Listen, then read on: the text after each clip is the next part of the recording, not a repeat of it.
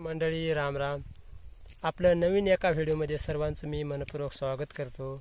आणि आजचा असा विषय आहे, जे 10-12 दिवसाखाली जे पाणी पडलं होतं पाऊस, त्या पावसामुळे जे गाई म्हशी आहेत, शेळ्या मेंढ्या ज्या आहेत, त्यांना खाण्याकरता जे चारा फुटलेला आहे, त्या पावसामुळे खरं तर तुम्हाला ह्या व्हिडिओमध्ये दाखवणार आहे कसं झालेलं आहे शिवार आमच्या गावाकडील. आणि त्यामुळे पावसामुळे जनावरांची काय खूप मजा झालेली आहे खाण्याकरता. तर चला तर मग आपण व्हिडिओमध्ये बघूया. मित्रांनो, व्हिडिओ कंटिन्यू करा.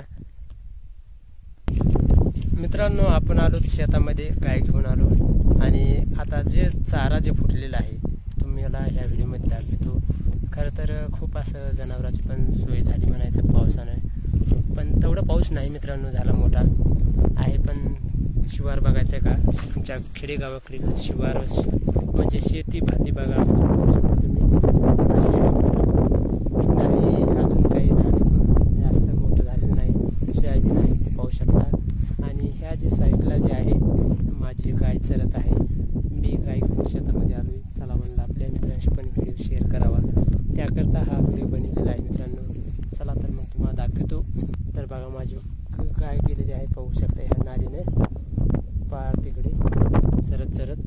तर हो का असा चारा फुटलेला आहे, पाहू शकता गवत कसं झालेलं आहे, खूप मस्तपैकी फुटलेलं आहे. आणि काही जणांच्या सारख्या पण शेतकरी बांधवांच्या. आणि हे जे आहे इकडं साईडला दिसत आहे सोयाबीनचं वावर आहे, मस्त तासुटी लागलेलं आहे सोयाबीन. पण मध्यंतरीच 5-6 दिवस झालं पावसाने स्टॉप केल्यामुळे शेतकरी बांधव खूपच चिंतेतच आहेत म्हणायला हरकत नाही. आणि पाऊस आता सध्या तर पाहिजे, कारण पावसाशिवाय काही नाही मित्रांनो. बघा मित्रांनो, पाहू शकता माझी गाय चरत आहे बघा. निसर्गरम्य वातावरण आहे मित्रांनो, खूपच थंड हवा आहे. गायची दावं जरा अडकवलेलं आहे गायमध्ये बघा. नालीच्या कडेनं कसं झालेलं आहे, पूर्ण हिरवं झालेलं आहे शिवार. आणि आज पण आभाळ वातावरण पाऊस येत आहे की पण नाही, त्यामुळे जर आला तर व्हिडिओ शेअर करतो तुमच्याशी. बघा पाहू शकता सोयाबीन, मस्त निसर्गरम्य वातावरणाचा आनंद आजचा. गाई मागं दिवस घालवायचा, आपली गाय चारत चारत आहे.